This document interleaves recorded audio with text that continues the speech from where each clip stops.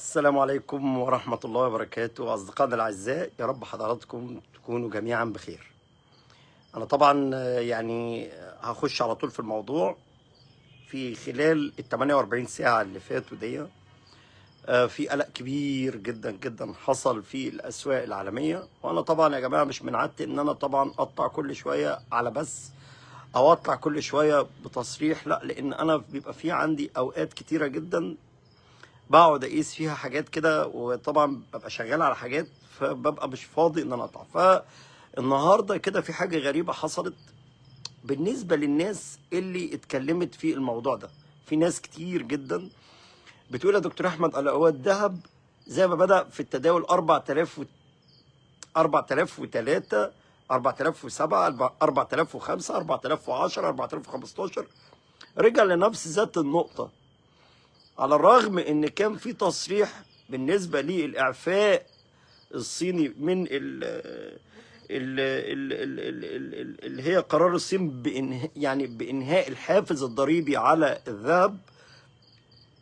ده طبعا القرار ده انت كنت قايل ان هو سلبي، وفجأة بعد منها حضرتك طلع قرار بعد منها طبعا سلبي، جاب سلب الذهب في بداية التداول. بالفعل أدى إلى نزول الذهب من 4003 لغاية لما نزل لغاية 3000، وصل لغاية 3970 تقريبا الساعة 1 بالليل، خد لغاية الساعة 3 ونص بالليل امبارح. وبعد كده بدأ ينتقل في دايرة تانية عشان يبدأ يبحث عن مواطن تاني. في نفس ذات التوقيت طلع الحاج أبو فصادة وقال كلام، طبعا كلام مهم بخصوص نيجيريا، وقال ان هو طبعا هيبدأ ان هو يبحث في التدخل النيجيري، وان هو يبدأ عشان يحمي الأقليات اللي هناك، وهيبدأ ان هو يتحرك التحركات العسكرية العرضية الكلامية بتاعته. ماشي، كلام جميل جدا. طيب القرارين دول يعملوا ايه بالنسبة لاتجاه الذهب؟ يعملوا لخبطة. في قرار بيدي سلبي الذهب، سلبي عشان الناس اللي هم بيسألوا كتير جدا سلبي يعني ايه يا دكتور احمد؟ سلبي بيدي هبوط تصحيحي، وهوضح دلوقتي حتة هبوط تصحيحي دي يعني ايه. عشان بيدي هبوط تصحيحي بياخد لمدى، وبعد كده بيبدأ يبحث يختبر هذا المدى. بالراحة علينا يا دكتور احمد، الكلام اللي انت تتكلمه ده كلام برضو كلام كبير وعايزين نفهمه. انا الجهابزه بتوع التداول والناس اللي هم الشطار، معلش يا جماعه نعصر على نفسنا ليمونه، عشان انا بفهم الناس اللي مننا، مش الناس اللي فطبعا الكلام ده طبعا قرارين ضد بعض، ده بيعمل حضرتك حاله من الارتباك في الاسواق. قرار بيقول ان في اتجاه من المستثمرين الصينيين ان هم هيبداوا يراجعوا قراراتهم في دخول، نركز عشان اخواتنا المحترمين اللي افتوا على الجروبات بتاعت الذهب، وطبعا خدوا الكلام بتاعنا مش عارف برنت سكرين، وقعدوا يتكلموا يجودوا في الكلام. لا، اصلا ده ذهب داخلي، واصلا ده قرار منتمي للمستهلك الداخلي في الصين. فهو ده بس عشان بس يقللوا من حدة الشراء جوه الصين عشان خاطر ده. انت بتتكلم غلط. ده القرار اللي طالع بتاع الصين ده عشان يزود الحصيلة او حصيلة الحصالة بتاعته او الايرادات بتاعته في الحدوته، لان ارتفاع تكلفة الشراء ده بيؤدي الخصم الضريبي ده لزيادة سعر الذهب على المشترين والمستهلكين الصينيين. طب حلو، لما بيؤدي الكلام ده النتيجة بقى لتطبيق قيمة مضافة كاملة على المبيعات. طيب يا دكتور أحمد، الكلام ده يعمل إيه؟ يعمل تباطؤ حضرتك في دايرة السحب أو الدخول في سوق الذهب. طب هتقول لي ده منتمي لمستهلك، هقول لك حضرتك القاعدة العريضة اللي احنا بنتكلم فيها هي قاعدة التطبيق العام لدى المتداولين الكبار جوه شرايح الصين داخل بورصة هونج كونج. ده الكلام اللي ما كانش كل الهبد اللي انا سامعه من امبارح وهو قاعد مستغرب. تمام. الشرايح الكبيره دي هم دول المحركات، ليهم محركات داخل السوق الصيني الداخلي من جوه. فالقرار بتاعه قرار، واجبن معدن على وجه البسيطه هو الذهب. فالقرار بتاعه هيكون منتمي ان لازم يعمل ابطاء في الدخول في السوق لحد لما يكتشف القرار ده هيكون مردوده ايه على دايرة التداول الداخلي في هونج كونج. عشان كده احمد حنفي طلع وقال هيبدأ يعني هيعمل سلبي ذهب. حلو قوي. شوية وعلى نفس ذات الموضوع طلع ترامب قال احنا هنسلح وهنتسلح وهنبعت وهنعمل بهدله وهنعمل مطحنه في نيجيريا لحمايه الاقليات اللي هناك. وراح جاي في وسط الكلام كده راح مجود قال اخر ايام الراجل بتاع فنزويلا. يعني ايه اخر ايام؟ وانت حضرتك ناوي تعمل انقلاب، تدعم انقلاب عليه؟ طيب انت ناوي حضرتك تدعم قتله مثلا، اغتياله مثلا؟ كلام يعمل قلق. انت كنت نازل بتعمل دايره تصحيح، ودي الفجوه اللي حصلت من الساعه 1 امبارح. نزل من 4003 الكلام اللي احنا قلناه، نزل جاب 3800 3970. المفروض يكمل، يعني المفروض يكمل. طلع ترامب راح عامل القصه دي، فراح ايه طالع فيعمل ايجابي. خلاص كده. طيب ايه بقى اللي خلاه رجع استقر تاني في الحد اللي بدأ منه اللي استهارت امبارح؟ انا بفهم الناس بالراحه عشان الناس تبقى فاهمه. ايه اللي خلاه حضرتك؟ هو قوه التضارب والارتباك اللي حاصله دلوقتي في الاسواق العالميه ما بين قوه جذب محطوطه لدى زخم بيعي، مش زخم شرائي، لدى زخم بيعي في هونج كونج، وما بين زخم شرائي في نيويورك. الديبريشن اللي حصل ده حضرتك، الاتنين اللي حصل ما بينهم الديبريشن ده او المسافه اللي حصلت فيها الديبريشن ده جمدت الدهب عند كل المستويات اللي طلع يختبر فيها. فقال لك انا وهرجع تاني بقى، انا ارجع بقى خلاص كده. انا بس دي الحته اللي انا قلتها دي يعني مش المعقده اللي انا بقولها كده، دي للناس اللي هم عايزين يفهموا الحدوته ايه بتوع التداول. لان حصل زخم بيعي وشرائي في نفس ذات اللحظات اللي حصل فيها اختبارات للذهب، ودي الاول مره هتحصل ازدواجيه في الزخم. فالطبيعي ان حضرتك لا يا عم، ده لا طالع ولا نازل، ارجع لنفس المنطقه اللي انا انطلقت منها، ارجع اختبر من نفس المنطقه اللي انا انطلقت منها، اللي هي 4000، ما بين 4015 ل 4005 دولار. فهو دلوقتي في التوقيت الحالي اللي انا طالع فيه البث، الذهب المفروض بيختبر عند هذه النقطه. والله اعلم اذا كان اختراقها ولا لا، يعني مش عارف. اديني معاكم اهو، يعني مش عارف هو اختراقها اهو 4010 لسه. ارجع بقى للناس خالته ام بطاطا، خالته ام بطه بقى، خالته ام بطه. احنا قلنا الذهب ده عشان بس انا هعمل اسقاط بالكلام بتاعي على خالته ام بطه بقى. احنا قلنا الدهب ده عامل زي الراجل اللي قاعد، او زي الست، او زي اي حد في الدنيا قاعد تحت عماره. خلاص كده، قاعد ولا بيه ولا عليه. شويه سمع ان في عصابه جايه، ناس جايه ماسكه مسدسات وشماريخ وحاجات زي كده، وجايين بيضربوا ضرب عشوائي.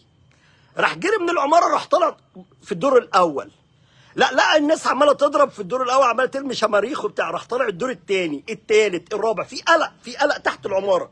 فالناس بقى قعدت تطلع لحد ما وصل الدور العاشر. فده اسمه كده، ده بيدي كده حضرتك ايجابي، يعني كده بيطلع. خلاص كده. طيب ومن الناحيه الثانيه حضرتك اللي طلع ده، ما هو عايز يرجع تاني يقعد في نفس المكان اللي قاعد فيه بيتفرج على الناس اللي ماشيه في الشارع. فيعمل ايه؟ فيروح باصص في البلكونه، الناس اللي قاعده عماله تتخانق تحت دي مشيت ولا لسه قاعده؟ الاخبار اللي بتتقال ان الناس مستخبين ورا العماره مستنينك لما تنزل، لا هيقتلوك، ده هيعملوا لك باراشوت، ده هيجيبوا لك طيارات هيطيروا فوق السطوح وينزلوا لك، كل ده عامل قلق في فوق، فبيطلع الذهب لفوق. خلاص كده، فتيجي حضرتك يبص كده من تحت يلاقي الدنيا مستقر، يروح نازل درجه. الناس مشيوا شويه، نص الناس مشي، يروح نازل حضرتك ايه درجه، ينزل درجه، ينزل درجه. كل خبر بيجي له طلعوا دور. الخبر الاولاني الحق دول جايين 20 واحد، راح طالع الدور اللي فوق منه، الحق دول جايبين معاهم قنابل، يطلع الدور اللي فوق منه، يروح باصص في الدور اللي من فوق، شاف كم واحد جايين لقاهم 5، يبقى مش 20، يبقى انزل. بص كده ما لقاش في قنابل، لا يبقى نازل. يبقى الخبر اللي طلع الذهب هو الخبر اللي ينزله. الخبر اللي زعل الذهب هو الخبر اللي يصالحه. عشان كده يا جماعه احنا كنا، الناس اللي متابعاني من 2014 2015، احنا كنا بنقول يا جماعه دايما ان الذهب مربوط بقاعده العرض والطلب. شكرا، وفقا للعرض والطلب. خلاص، ان بكره الصبح يا جماعه ان الحناتير، كنا بنقول كده، نقول الحناتير بكره هيسعروا عند كذا. كان والله لما نقول شهدوا الناس اللي متابعاني من زمان كده، احنا كنا بنقول الاسبوع الجاي على الاسبوع اللي بعد منه هيبقى السعر عامل ازاي. مش انا، خبراء السوق، مش احمد، يعني مش بتكلم عن الخبراء كلهم. دلوقتي الموضوع والمشهد اصبح اكثر تعقيدا، لان منتمي للناس اللي بتضرب بقى بالبومب والكلام اللي جايين، يعني اخبار. في حاجه كمان اسمها مؤشرات. مؤشرات دي يعني ايه يا جماعه؟ يعني في مؤشر بيقول والله كده يا جماعه ان في قلق في امريكا، في قلق في شبرا الخيمه. مؤشر اسمه مؤشر البطاله، مؤشر التضخم، مؤشر وليكن العماله، اللي هو في مؤشر خاص بتسريح العماله، في مؤشر خاص بعدد طلبات العمل. انا لما بنتقدم على 20 واحد 30 واحد 40 واحد 50 واحد، ده معنى وبتتقبل الطلبات بتاعتهم، معنى كده ان السوق شغال، يعني كده ان في استقرار، يعني معنى كده ان الدنيا حلوه، يعني معنى كده ان الدنيا مستقره، يعني معنى كده ان العمله بتاعه المكان ده المفروض تمشي في دايره استقرار. فاي حاجه تانية ماشيه قصاد العمله دي تهبط تنزل. فالطبيعي دي مؤشرات بتطلع بشكل يومي، بشكل شهري، بشكل اسبوعي، بشكل سنوي. فالطبيعي ده بيتاثر بها الذهب بيتاثر بها العملات، وبيتاثر بها العقارات، لسه جايه العقارات دلوقتي. فالطبيعي ادي كده الاخبار، المؤشرات، حضرتك الاحداث، حضرتك القلق. كلما تحدث ابو فصاده والله على ما اقول شهيد، كلما تحدث صاحب البلده التي تمتلك قياده العملات العالميه، الطبيعي ان كل العملات بتتاثر، كل الاستثمارات العالميه كلها بتتاثر. انا يهمني ان انتوا تستفيدوا من الكلام ده، الكلام ده انا بفضل اقوله تاني وتاني وتاني وتاني وتاني.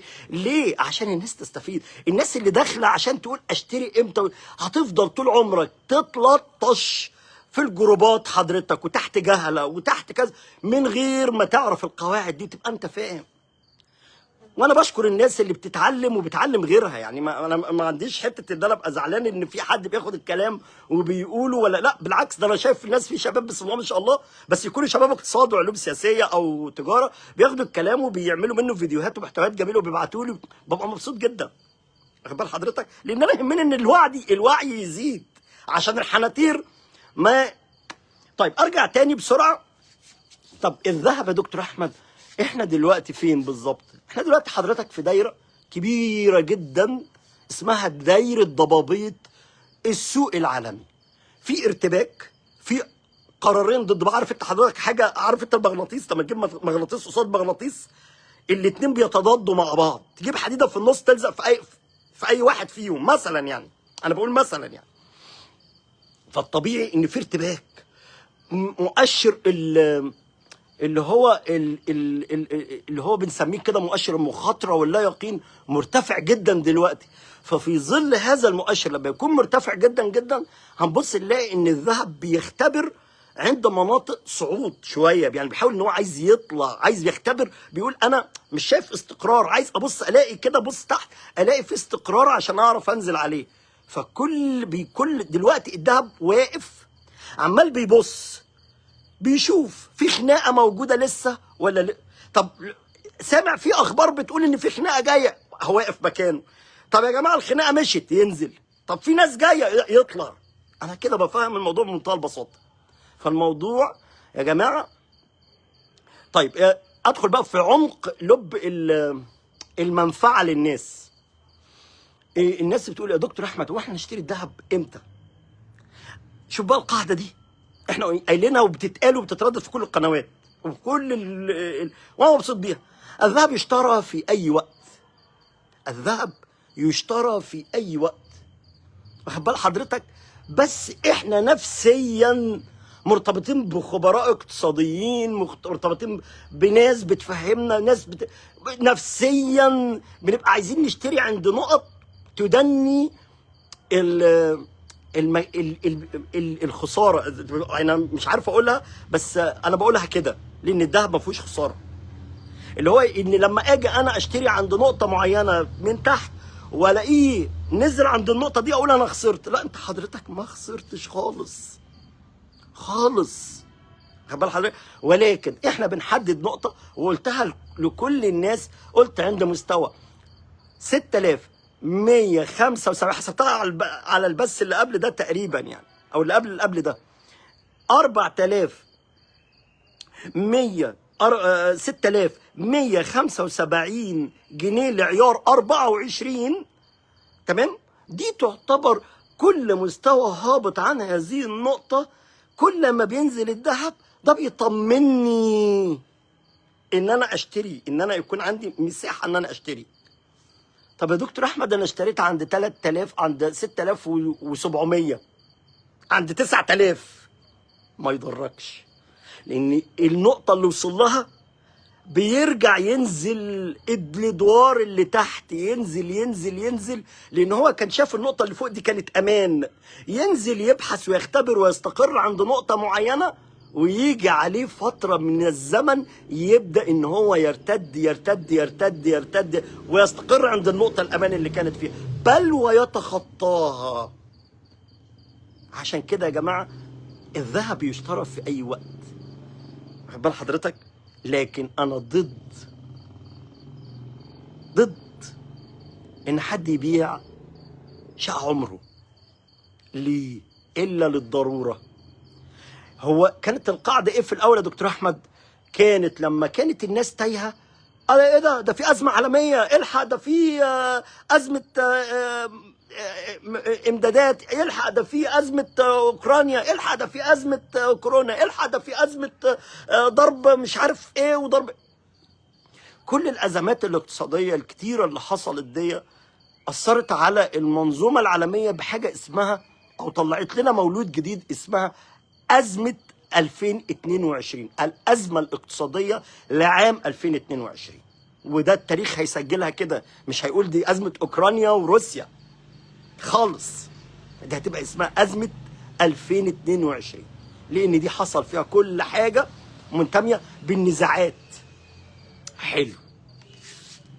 طيب هنا بقى حضرتك لما كانت الناس كانت قلقانه، احنا قلنا ايه؟ حضرتك الحق ده في انفليشن، في تضخم، عجينه اسفنجه، الاسعار كانت راكده رابطه الجرجير. تضخم يعني ايه يا احمد؟ ارتفاع عام ومستمر وشامل يشمل جميع السلع والخدمات دون تمييز خلال فتره زمنيه مدتها سنه. ده تعريف التضخم، تعريف الانفليشن. يعني بالبساطه كده يا دكتور احمد، يعني حضرتك بيشمل من اول رابطه الجرجير بتاعت خالة ام بطه، كانت بتتباع الرابطه حضرتك بجنيه، دلوقتي حضرتك الرابطه بتتباع ب5 جنيه مثلا، او كانوا 3 ربط حضرتك وليكن بجنيه، بيتباعوا ال3 ربط ب5 جنيه. قصاد منها بيرتفع هذا الاتجاه ليشمل الطياره الاف 6 الصاروخ. واخد بال حضرتك؟ يبقى شامل كافه الثروه الخارجيه. طب حله ايه يا دكتور احمد؟ بالنسبة للدولة بتتبع حاجة اسمها السياسات النقدية التشددية، تبدأ ترفع في سعر الفايدة عشان في رؤوس أموال، في هوت ماني، في حاجات بتبقى فلوس بتوع ناس مستثمرين بيحطوها في أسهم، بيحطوها في سندات وأذونات خزانة داخل البنوك المركزية. أول ما بيلاقي قلق ويلاقي إن الفايدة قليلة وفي انفليشن، يبدأ يسحب فلوسه ويبدأ ياخدها يرميها في أي مكان تاني آمن. فالحل ايه بتاع الموضوع دوت؟ يروح جاي دوله تقول لك هيعمل سعر فايده عالي، فيعمل سياسه تشدديه، فالناس تبدا ايه حضرتك؟ خلاص كده يبدا يستقر الامر. طب انا بالنسبه لي كخالته ام بطه بقى، انا ذنبي؟ انا ما عنديش لا وزارات خزانه يابا الحاج، ولا عندي حضرتك اي حاجه، ده ما فيش غير بنت بطه اللي منكده عليا حضرتك في الصبح والليل، عايزه تتجوز وعايزه يعني نجيب لها الحاجات بتاعتها. طب نعمل ايه حضرتك؟ طبعا مع ارتفاع الحاجات بتاعت البت بطه لما تطلع، الطبيعي ان ال1000 جنيه اللي في ايد ام بطه مش هتقدر تشتري ال50 فوطه بتاعت بطه. هتعمل ايه حضرتك؟ لازم هنا حضرتك في حد بيتدخل كده ويقول والله خلي بالك جمدي فلوسك في الذهب. بل حضرتك فهنا بتتجمد ليه؟ بيحفظ قيمه الفلوس دي، بتبدا تشتري بعد كده الفوط بتاعتها وقت لما الدنيا تستقر، لان الذهب هو المعدن الوحيد، هو اصل المال، فبيسمن الاسعار، فبياخدها مع دايره القيمه بتاعتها. فلما بيبدا ان الذهب يبدا ان القيمه بتاعت او العمله ترتفع، فبترتفع معها الاسعار العالميه. اول ما بتهدى بيرتكز عند ايه؟ عند نقطه الثبات بتاعته. اصبح الذهب هو الملاذ الامن لحفظ قيمه فلوسك، مفيهاش كلام. فهو ده اللي حصل. طب احنا دلوقتي في دايره الخفض، هل الذهب هو الملاذ الامن لحفظ قيمه فلوسك؟ في دايره الخفض هو وعاء ادخاري. شفتوا بقى؟ دي مصطلحات جديده، عشان انا بحب الناس اللي بتتابع بقى معايا في البث، اللي ما بتنزلش في البث بديها بقى الجواهر بقى اللي من جوه. ده اصبحت اوعيه ادخاريه. ليه؟ لان لا يجوز ان انا اقول ان في دايره الخفض ان الذهب بيأمن، لان في دايره الخفض لسه لما ناخد 3 خفض 4 خفض من لدى البنك المركزي، حضرتك هتبص ان البنوك بتعرض قروض، يعني في سيوله بتتعرض في صوره اقراض. فالطبيعي حضرتك الناس هتعمل ايه؟ بتجري، ناس بتجري مشاريع، ناس بتجري شركات، ناس بتجري كذا، فالناس تبدا. طيب يبقى اذا الذهب انا قلت عند النقطه بتاعته، هي النقطه دي اللي اقل منها 6175 جنيه بالنسبه لعيار 24. اي نقطه بتنزل توصل لغايه حضرتك 3500 خير وبركه.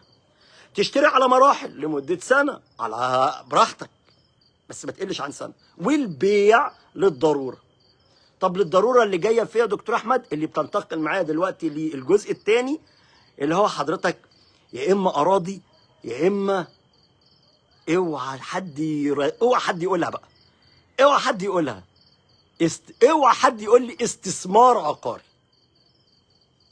لا يا جماعه، مفيش حاجه اسمها استثمار في شقه، ده المطورين نفسهم بيقولوها غلط كنوع من انواع التسويق، كنوع من انواع الجذب اقتصاديا. الاستاذ اللي بيقول هات الاخر يا ريس، حاضر يا فندم، عينيا الاثنين، شرفني يا فندم. تمام. الجزء اللي انا بتكلم فيه دوت، انت حضرتك العقارات ليست حضرتك استثمار، حاجه اسمها استثمار في شقه، مفيش حاجه اسمها كده خالص، ارجوكم. مفيش حاجه اسمها استثمار في شقه، خلي بالكم يا جماعه، عشان الكلام ده بقوله كلام انا هتحاسب عليه قدام ربنا يوم القيامه. امال ايه الاستثمار في العقارات يا دكتور احمد؟ لما تدخل شريك مع مطور عقاري، لما تدخل مقاول يا معلم، لما تدخل حضرتك في عثمان احمد عثمان، في حسن علام، لما تدخل في اوراسكوم، انت كده اسمك مستثمر عقاري. امال ايه حضرتك؟ الشقق انت بتشتري، بتتملك عقار. يبقى هنا حضرتك، هل انا لما اتملك عقار، هل دوا يعتبر استثمار ولا ادخار؟ بص يا فندم، حضرتك طالما دايره راس المال بتاعتك مجهوله، يعني اقولها لك ازاي، دي حته بعلمها لكل الناس اللي طالما ان انا في فلوس جايه لي بس مربوطه بايجار للمكان، مثلا سنه تجيب لي فلوس وسنه ما تجيبش، سنه اقفل الشقه وسنه 3 سنين اسيبها اجرها، 5 سنين. طب هو الاستثمار يبقى كده يا استاذنا؟ هو ده الاستثمار يا جماعه؟ الاستثمار، انا بعلم اخواتي الاستثمار ان كل مشروع ليه بدايه ونهايه، وفي حاجه اسمها فتره استرداد راس المال. يعني الفلوس اللي انا بحطها في المشروع لازم اعرف هستردها بعد قد ايه. انت بتعرف حضرتك لحد لما تموت تشتري عقار ب6 مليون 7 مليون وتأجر لحضرتك في الشهر ب 10,000 جنيه 20,000 جنيه، فتره الاسترداد بتاعتك عدي بقى عد. هو ده الاستثمار. هو الاستثمار ان انا اروح اشتري شقه بفوائد عاليه جدا في وقت ارتفاع للاسعار وارتفاع لتسعير الدولار زي ما حصل في الدولار 71، واروح اشتري شقه اقول والله دي انا هخليها للزمن، اصلا دي استثمار. الكلام اللي انا بقوله ده كلام مهم جدا يا جماعه عشان محدش يضحك عليا، لان المطورين العقاريين بيلعبوا على الكلام ده لعب زي بيلعبوا الناس على الشناكل زي ما بيقولوا. خد بال حضرتك؟ فمحدش يضحك عليك، جمهوري محدش يضحك عليه، جمهوري. ويا رب طالما ان انا طالع وداخل فيا النفس باذن من الله سبحانه وتعالى مش هسمح ان حد يضحك على الجمهور اللي الناس اللي وثقت فينا. فيوجب عليا ان انا اطلع واعلم واوعي واقول للناس واتعلم برضو من حضراتكم. اذا الاستثمار العقاري، كلمه استثمار لما ادخل مع حسن علام يا فندم في الجيم بتاعه، كلمه استثمار لما ادخل حضرتك مع عثمان احمد عثمان في الجيم بتاعه. لكن ما تكلمنيش تقول لي استثمار في اصل الشقه هخليها. طيب امال ايه يا دكتور احمد؟ معلش بقى، اما طالما ان انت بقى عمال بتتكلم كده، امال اسميها احطها تحت ايه؟ شراء شقه دي اسمها زياده اصول راسماليه ليك، ان انا بزود الاصول بتاعتي، الاصول الزمنيه بتاعتي اللي هي ليها معامل استقرار عندي، اللي هي تبقى موجوده ليا وللزمن وللولاد. ولو انا حبيت اعلي القيمه الاستثماريه بتاعتها اضيف استثمارات جوه منها، يعني استغل المكان ده بان انا اعمله شركه او ان انا اعمله مكتب محاماه، مكتب استثمارات، مكتب مقاولات، مكتب بيجيب لي فلوس، وابقى ضامن ان الفلوس دي بتستمر عبر الزمن على طول. مش اجر النهارده واقفل بكره، اجر النهارده واقفل بكره، والراجل اللي مأجر عندي ما عجبوش المكان وماشي، مش استثمار. خلاص كده؟ بس خلاص كده يبقى كده. نيجي بقى للجزئيه دلوقتي. طب نشتري عقارات يا دكتور احمد دلوقتي ولا ده اللي بقى الناس مستنياها يعني؟ طيب يا جماعه بص، انا عايز اقول مفاجاه. المفاجاه دي ان غالبا لو حصل 2 خفض في اخر المده، معنى كده ان حسن عبد الله رئيس البنك المركزي ممكن يبدا السنه الجديده ب3 خفض. طب لو بدا ب3 خفض، لو حسن عبد الله قال ان في 3 خفض فايده، اعتقد يعني بقول اعتقد، مش هقول بتوقع، هقول اعتقد، كلمة مؤدبة جدا، انه يحدث ركود عقاري مزمن. ليه؟ لان هيبقى في فجوة موجودة اللي بنسميها ازمة الرهانات العقارية. الازمة دي حضرتك ما بين تسعير عيار ذهب 71 وما بين حضرتك خفض مدقع لدى استثمارات محطوطه، لدى فلوس حضرتك هتضخ فلوس يتم اقتراضها من الناس عشان تبدا ان هي تشغلها وتعمل مشاريع. وهتلاقي بقى في هذه الفتره هتلاقي حضرتك ان كل مطور عقاري هيبدأ ينزل شقة وعليها شقتين تاني هدية. مش بقول كده مجازا، انا بقول كده تسويقيا. فهنا قرار العقارات يا جماعة منتمي من الدرجة الأولى لمتابعة حضرتك إن شاء الله بإذن الله معانا لتحليل سعر الفايدة القادم. في هذا التوقيت في ركود عقاري، في هذا التوقيت اللي بتكلم فيه، وكل واحد حضرتك قاعد عنده كامباوندز، عنده حضرتك شقق، عنده حضرتك فيلا معشش فيها العنكبوت وقاعد ومبلط. وكل الناس اللي دخلت التطوير العقاري في دايرة القصة اللي هي ارتفاع الأسعار العالية والتسعير على انفلام. أنا أول مرة، تعالى بس يا جماعة شوف عشان بس تعرفوا إن الناس النصابة يقول لك إيه، أصلا إحنا مسعرين على تضخم كم 30 31. هو حضرتك التسعير في العقارات على نسبة التضخم ولا على نسبة الفايدة ولا حضرتك على السوق ولا على دولار السوق السوداء؟ تيجي تمسكه في أي واحدة، أول واحدة غلط. مفيش حاجة اسمها إن أنا أسعر على نسبة التضخم. أي بني آدم في الدنيا يقول لك أنا مسعر عند نسبة التضخم 1% 10%، قول له لا، اعمل على طول عليه إكس. كذاب أشر، لأن لا تسعر ولا تثمن الأصول على نسب التضخم، ولكن على بمعامل اسمه معامل الخصم، اللي هو منتمي لسعر الخصم اللي بيعلنه البنك المركزي. واخد بال حضرتك؟ دي فايده بقى سعر الخصم اللي بيعرضه البنك المركزي. فالكلام بمختصر، انا ما حدش يضحك عليا. واخد بال حضرتك؟ في ركود عقاري لازم يجي. يعني النهارده لما تيجي تقول لي احنا هنعمل خفض جاي وفقا ليه استقرار هيجي بعد كده، بأي وجه حق حضرتك ان انا الاقي مطور عقاري بيسعر العقار بتاعه حضرتك على دولار مثلا 70، دولار 60، دولار 55 يا سيدي؟ خلي الدولار يطلع. وهو انا يعني حسب التوقعات العامة عموما بيقول لك الدولار ممكن يوصل 53، بس هياخد وقته. خليه يا سيدي يوصل النهارده ل 53. انت هتسعر على 53 ولا هتسعر على سعر فايدة منخفض؟ ما تلبسوش الناس. بال حضرتك؟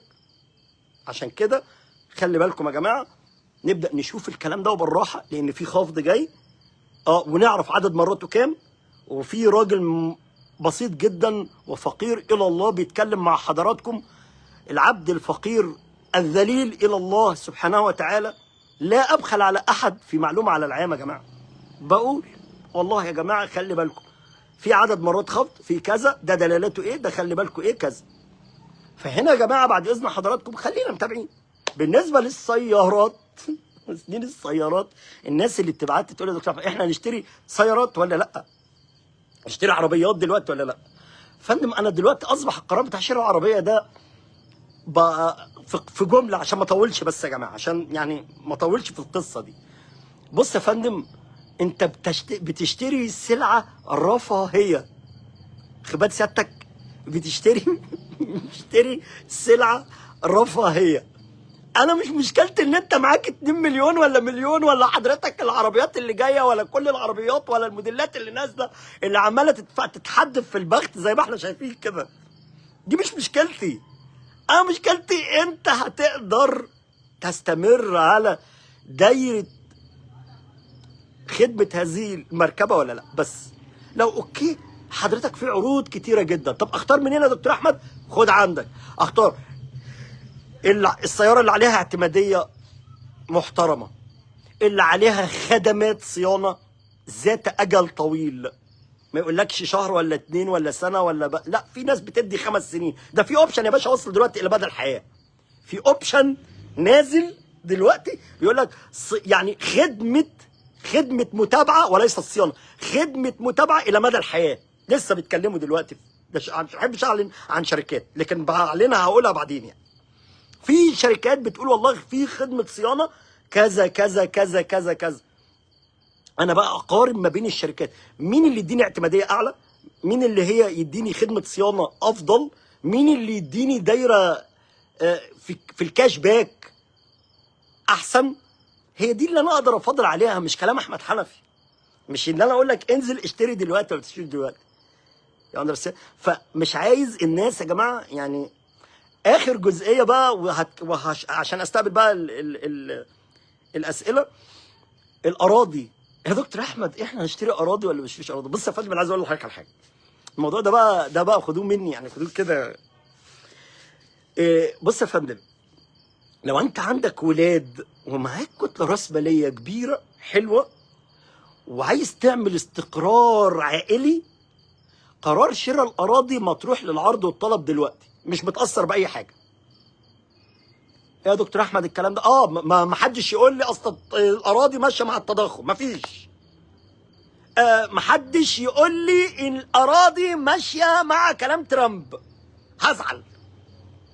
ما حدش يقول لي اصلا عشان اتضربت بومبا في الحته الفلانيه فالاراضي في ظل خفض الفايده، في ظل الركود العقاري، في ظل القصص بقى بتاعت التصريحات البنى والكلام اللي واقفه وتيجي وتروح. ما تجيش تقول، ما تقوليش حضرتك اراضي معلش طالعه اصلا مع قمصة ابو فصاده وتلطيش بوتين. كلام دلوقتي يا باشا غير مقبول. ليه؟ عشان حضرتك اصبح في خفض للفايده موجود، في ركود عقاري موجود حاليا دلوقتي. لما حضرتك نلاقي في تزاحم على العقارات نبدا الاسعار موجود في علاقه طرديه، يعني زياده بزياده. لما بيجي الطلب، يحدث طلب على العقارات، بترتفع سعر الاراضي. طب ما هو دلوقتي في ركود هنا حضرتك، هنا وانت هنا وانت يعني والله في حد ضحكني والله يا جماعه. شكرا ليك حبيب قلبي والله. فانت طالما ان انت ماشي الاراضي،